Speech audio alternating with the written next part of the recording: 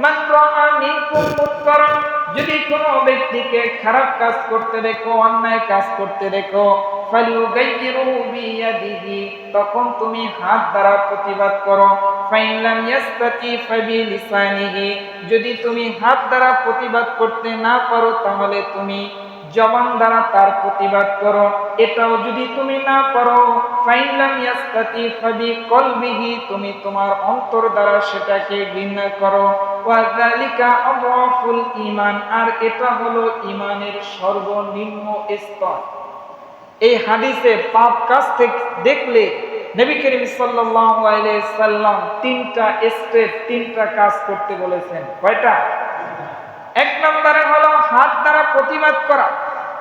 আপনি দেখতেছেন আপনার সামনে অন্যায় হচ্ছে, এখন আপনার উচিত, যদি আপনার ক্ষমতা থাকে, আপনি হাত দ্বারা প্রতিবাদ করবেন।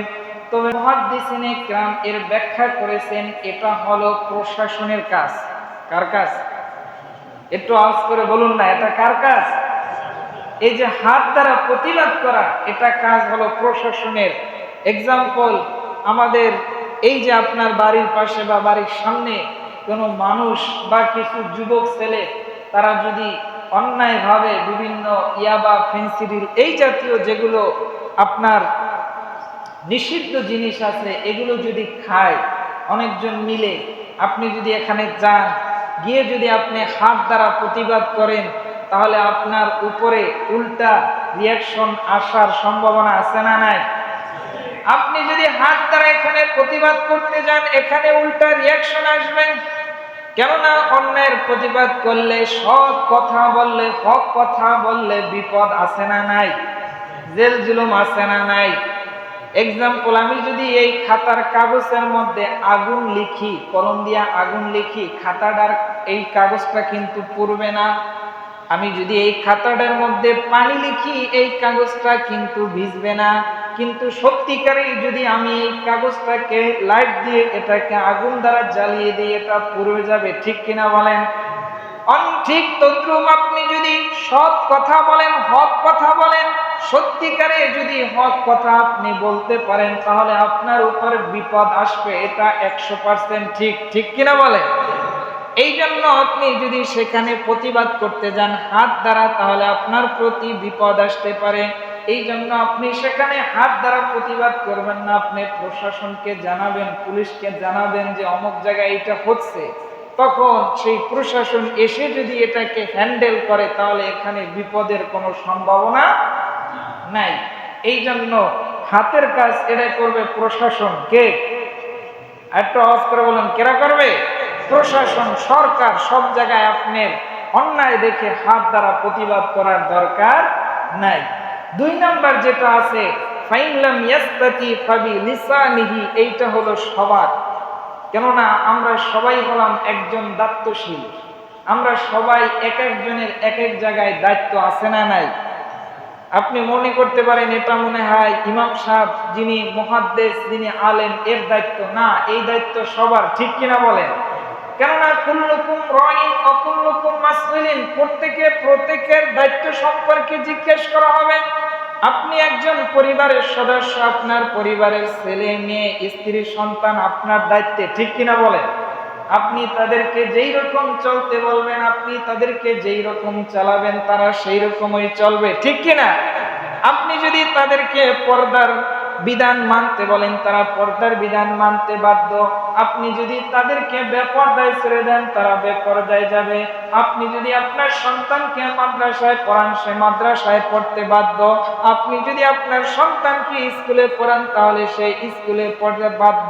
কিন্তু আপনি তার কর্তা, আপনি তার পরিচালক। ঠিক কিনা বলেন?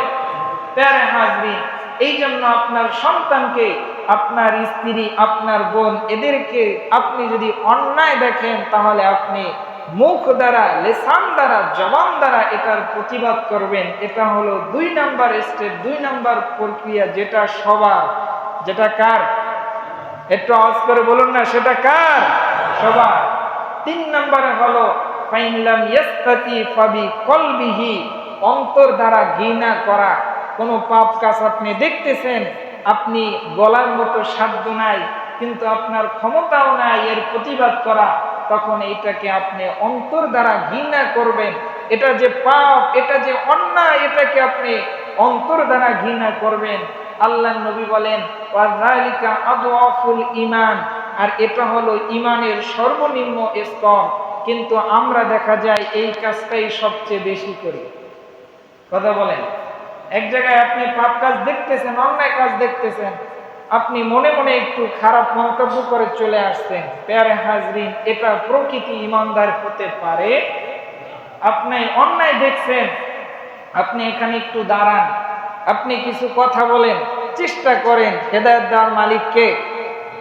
অনেক সময় আপনি দেখবেন, আপনি যদি খালি দাঁড়ান, দেখবেন যে অনেক মানুষ অন্যায় করতে সাহস পাবে না।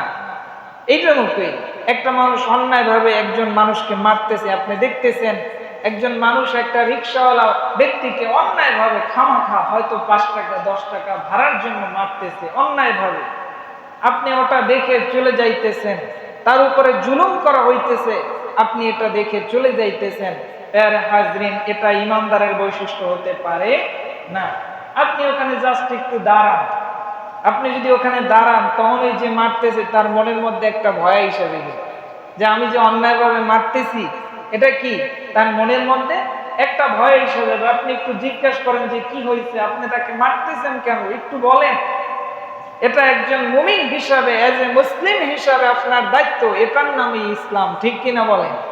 নবী করিম সাল্লাল্লাহু আলাইহি সাল্লাম কখনো অন্যায় দেখে, মানুষের উপরে অত্যাচার দেখে তিনি কি চুপ করে রইছেন? কথা বলেন, তিনি চুপ করে রয় নাই, সেটার প্রতিবাদ করেছে। শুধু অন্তরে ঘৃণা করলেই হবে না, কেননা যেই জায়গায় কথা বলা দরকার ওই জায়গায় কথা বলতে হবে, যেই জায়গায় জবান দ্বারা প্রতিবাদ করা দরকার সেইখানে জবান দ্বারা প্রতিবাদ করতে হবে, যেইখানে হাত দ্বারা প্রতিবাদ করার দরকার সেখানে হাত দ্বারা প্রতিবাদ করতে হবে। সব জায়গায় শুধু অন্তর দ্বারা আপনার ঘৃণা করলে কাজ হবে। আমি একটা উদাহরণের আগেও হয়তো মনে হয় দিয়েছি যে সব জায়গায় যদি আপনি খালি দোয়া করেন কাজ হবে না। প্যারে হাজরিন, উদাহরণস্বরূপ আপনি ধরেন আমাদের এই মসজিদের সামনে ফজরের পরে বের হয়ে দেখলেন যে একটা মরা কুকুর পড়ে আছে। কি আছে? শুনতেছেন আপনারা? কি পড়ে আছে? মরা কুকুর পড়ে আছে। এখন আপনি কি করলেন? সবাইকে নিয়ে দোয়া করলেন, আয় আল্লাহ, এই মরা কুকুরটাকে জোহরের আগে তুমি এখান থেকে সরাইয়ে দাও। এই দোয়া আপনি করলেন। জোহরের নামাজের যখন আসলেন, কুকুর কি সেখানে থাকবে না চলে যাবে? বুঝে শুনে বললেন, থাকবে না চলে যাবে? থাকবে। প্যারে হাজরিন, এটা দেখার পরে আপনি জোহরের সময় আবার বৃহত্তম আকারে দোয়া করলেন যে আয় আল্লাহ, আপনি এই কুকুরটাকে আসরের মধ্যে সরাইয়া দেন, আপনি তো আলিমুল গায়ব, আপনি সব পারেন, সরাইয়া দেন। এই দোয়া আপনি করলেন সবাইকে নিয়ে। আসরের সময় কুকুর থাকবে না চলে যাবে। আবার আসরের সময় আপনি একেবারে এলাকার লোকজনকে দাওয়াত দিয়া খুব বড় আয়োজন করে অনেক আল্লাহওয়ালা মানুষকে আইনা, ভালো মানুষকে আইনা আপনি দোয়া করলেন, আয় আল্লাহ, আপনি তো আলিমুল গায়ব, আপনি তো সকল ক্ষমতার মালিক, আপনি একটু এই কুকুরটাকে সরাইয়া দেন। মাগরিবের সময় কুকুর থাকবে না যাবে? কথা বলেন। কেননা এই যে আপনি দোয়া করলেন, এত মানুষ নিয়ে আপনি দোয়া করলেন, দোয়ায় কাজ হবে না। কেননা এখানে আপনার হাত লাগবে। কি লাগবে? হাত লাগবে। এখানে একজন যারা সুইপার আছে, যারা এই কাজ করে, তাদেরকে এনে বা একজন মানুষ এনে এই কুকুরটাকে ওখান থেকে ধরে অন্য জায়গায় ফালাইতে হবে। এখানে হাত লাগবে। সব জায়গায় শুধু দোয়া করলে অন্তর দ্বারা আপনার এটাকে ঘৃণা করলেই কাজ হবে না। সব জিনিস যদি দোয়ার দ্বারা কবুল হয়ে যেত, তাহলে বিশ্বনবী সরকারে দো আলম তিনি উহুদে যেতেন না, তিনি বদরের ময়দানে যেতেন না, তিনি খন্দক, হুনায়ন এই যুদ্ধগুলো তিনি করতেন না। শুধু দোয়া করেই দ্বীন ইসলামের বিজয় তিনি ঘটিয়ে ফেলতে পারতেন কি পারতেন না? এই জন্য সব জায়গায় শুধু দোয়া করলে হবে না। যেখানে হাতের দরকার সেখানে আপনাকে হাত ব্যবহার করতে হবে। যেখানে জবান দ্বারা প্রতিবাদ করার দরকার সেখানে আপনার জবান ব্যবহার করতে হবে। যেখানে কলব দ্বারা সেটাকে করলে সেটা আপনার শেষ হয়ে যাবে। সেখানে কলব দ্বারা প্রতিবাদ করার মাধ্যমে আমাদেরকে এই সৎ কাজের আদেশ এবং অসৎ কাজের আঞ্জাম দেওয়ার দরকার আছে না নাই?